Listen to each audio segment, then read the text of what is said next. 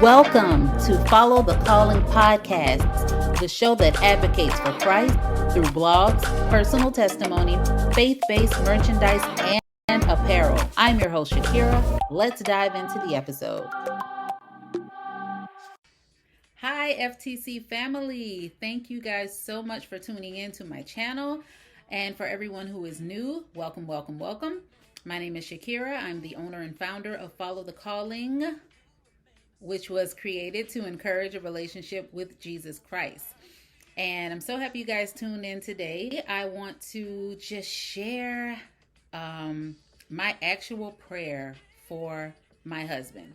I want to just go through some things that I put in the prayer. It's an actual written prayer that I wrote down and I placed inside my Bible.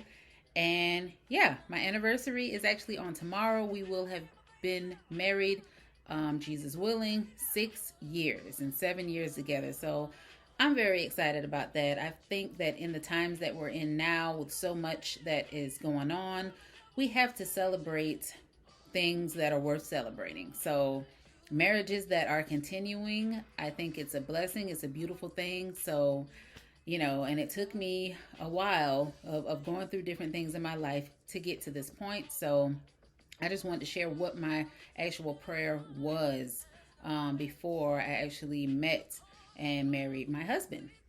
So as you guys know, some of you may know, I was previously married.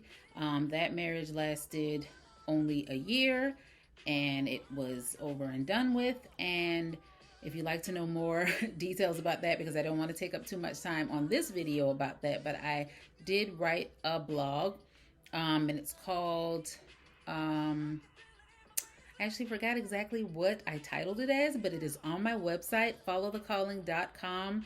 I wrote out that blog. I didn't actually record a video, but for all the details on that, check that out. But after my divorce, when I just found myself in my 2-bedroom apartment with hardly any furniture, with just my 2 children, I decided I want to be more intentional about what I want, what I need, what I desire in a marriage and my next husband. And yes, I still wanted to be married again, even after that horrible failure that happened before then. I just still knew that that was something that I desired to have in my life. I still had hope that there was someone else out there for me that was better for me. So I said, you know what, I'm just going to write. Well, actually, no, a friend of mine, she suggested that, why don't you just write down like what you want in your next husband and put it in your Bible, place it in Psalms. So at the time, I was just like, Psalms, like I didn't know why she said to, do that. But I just sat down and I just wrote down my sincere prayer. And I'm going to go through the things that I prayed for. So I said, dear God, please bless my future husband to be the things that I need him to be, and me to him as well. Let me love, honor, respect, and encourage him till death. Let my children adore, respect, and honor him as well. And please bless my husband to be ... And then I listed these things.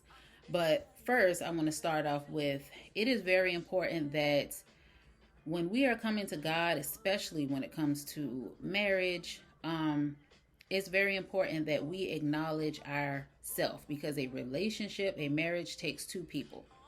So we can't just ask God, I want this, this, this, and this, and without even looking at ourselves. So that was kind of like an accountability, help me God moment for me to make sure that I listed that I want to love my husband. I want to honor him. I want to respect him. I want to encourage him. This is the kind of wife that I want to be. Also, I want my children, because they are a part of this family too.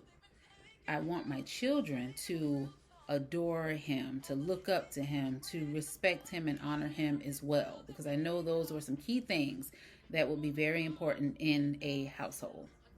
Hey guys, I know you're enjoying this video, but I just had to interrupt you really quickly to let you know about this free prayer guide that I created just for you. It's called the Healing and Strength Prayer Guide. Click the link below and it is all yours just within a few minutes. The prayer guide includes 6 principal prayers, a bonus principle that you can use to customize, and it is all for you for free. Again, click the link below and it's all yours in the next few minutes. And let's get back to the video. So to get into the things that I wrote down, I was very specific, and I was specific for a reason. And I wanted to make sure that I was looking beyond the like physical attributes and money and things like that, because everything that I have gone through in life, not even just with my first marriage, but just relationships in general, it's like you should start to learn and understand why certain things are not as important. So the first thing I wrote down was I wanted him to be selfless. I was so sick and tired of experiencing me sacrificing myself, sacrificing things, just giving and doing and just thinking of someone else more than they thought of me. I really desired to have a husband that will sacrifice himself and just would love and think of me and my children, outside of himself. That was super important to me.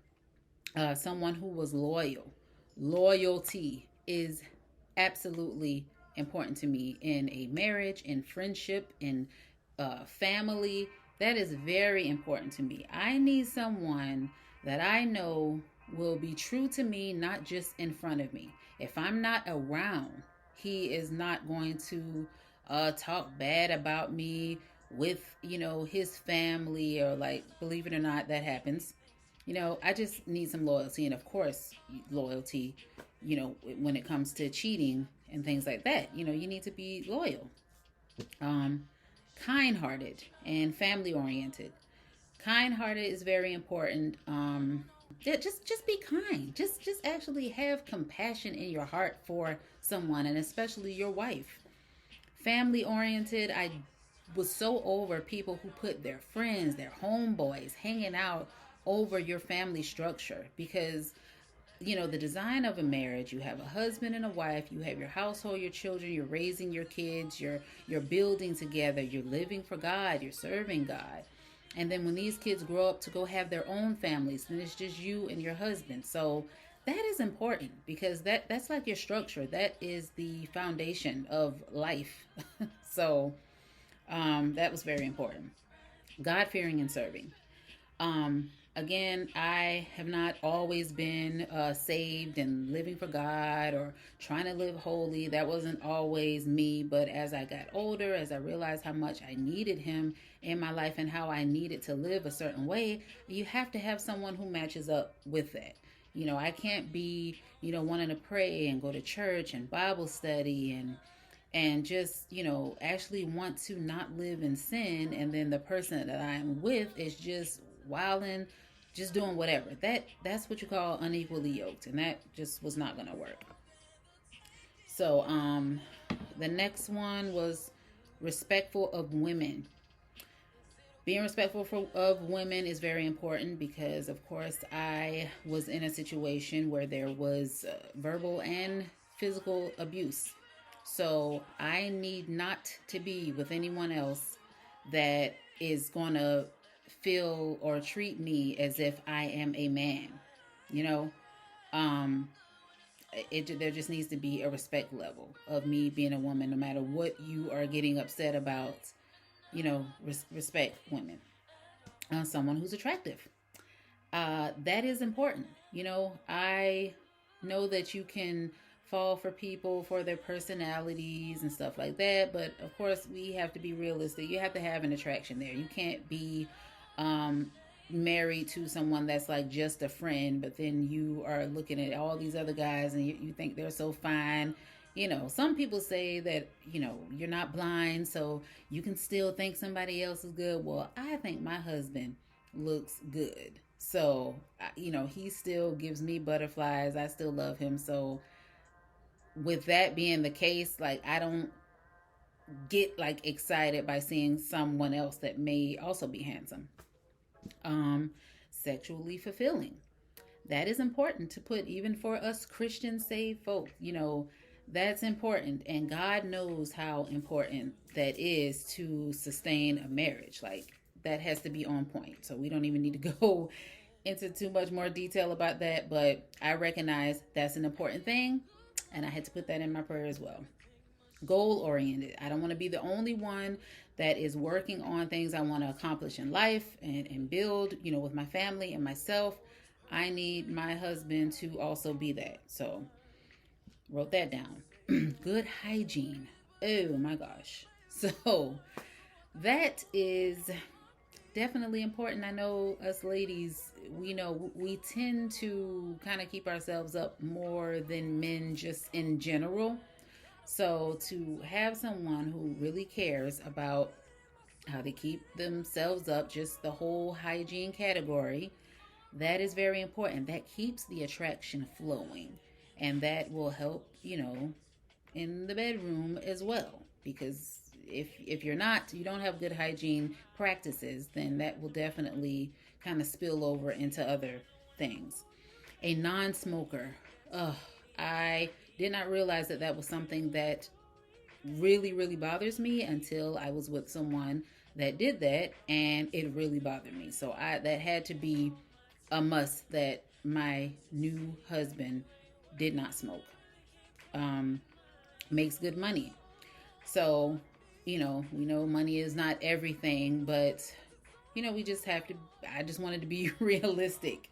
And good money, I just left it at that. Like, you didn't have to be a millionaire, you didn't have to be, super rich, but, make some decent money. We're in this thing together.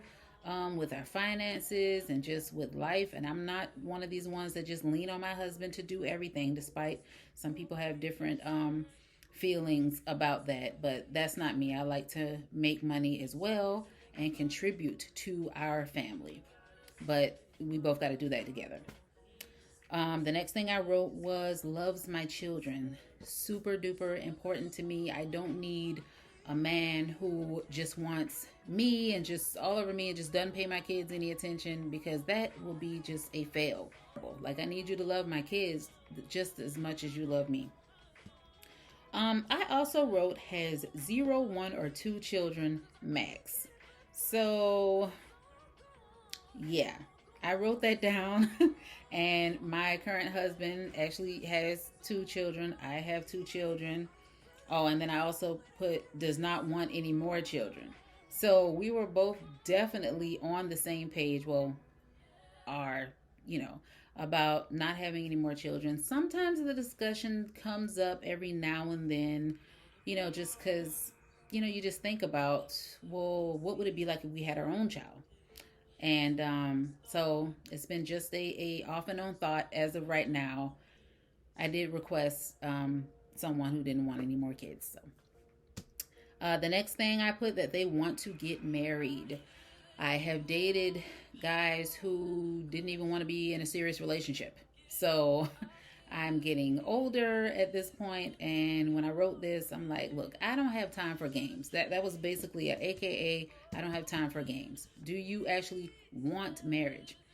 And then on the flip side of that, like, want marriage seriously, because again, I was married before, and that person, without hesitation, we were engaged twice actually. Without hesitation, like, you were all for getting married, but did not take it seriously and did not live a married, devoted life. I also put can teach me things and vice versa. That's very important because, like, I'm always searching and seeking to be better, to learn, to grow, and I like to pour out into others. So it is a great feeling to have your spouse to be able to pour back into you as well. That can teach me things. Like, I'm not just, which is nothing wrong with pouring out into other people, but it's almost like there's a saying about being the smartest one in the room. And then if you are, then you're in the wrong room. that's one of those things. Like, I don't want to be the only one with something to offer in that way in the marriage. Um, and then the last two things was to be ambitious. That's important because I'm an ambitious person. That kind of goes along with goal oriented.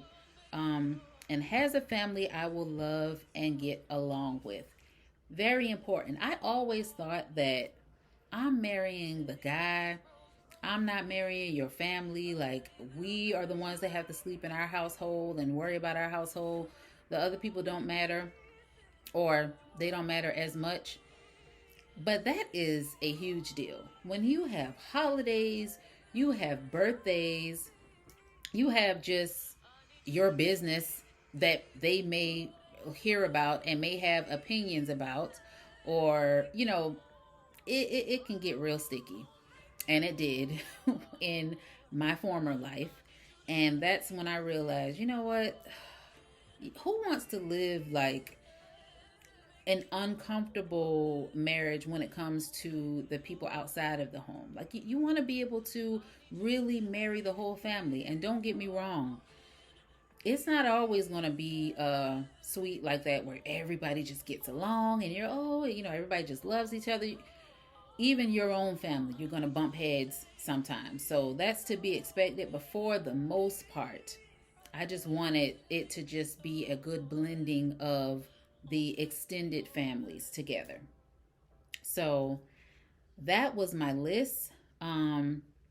Thankfully, prayerfully, God allowed me to have a husband who is everything on this list. He displays everything on this list and more. And, I'm just so happy that I took the time to pray and ask and was specific about these things. And I'm just so appreciative for God for blessing me with that because, it's been a long time coming. So I encourage any of you who are wanting to be married to do the same thing. Sit down and really think about the things that are really important to you, not just physical things, not things that don't matter at the end of the day, because you have to think about a marriage is supposed to be lifelong, right? If someone is sick and in the hospital, is this guy or is this woman going to be, what I need him or her to be on at my side in my hospital bed with me?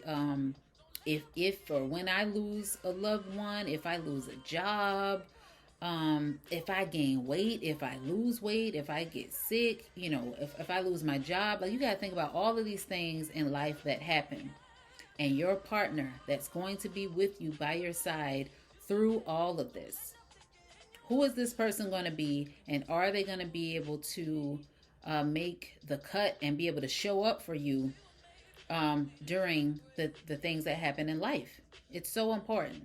And also, another disclaimer to put out there: just because I read off all these things, or just because I'm saying what I'm saying, that doesn't mean that there won't be hiccups along the way, because you're still two individuals, right?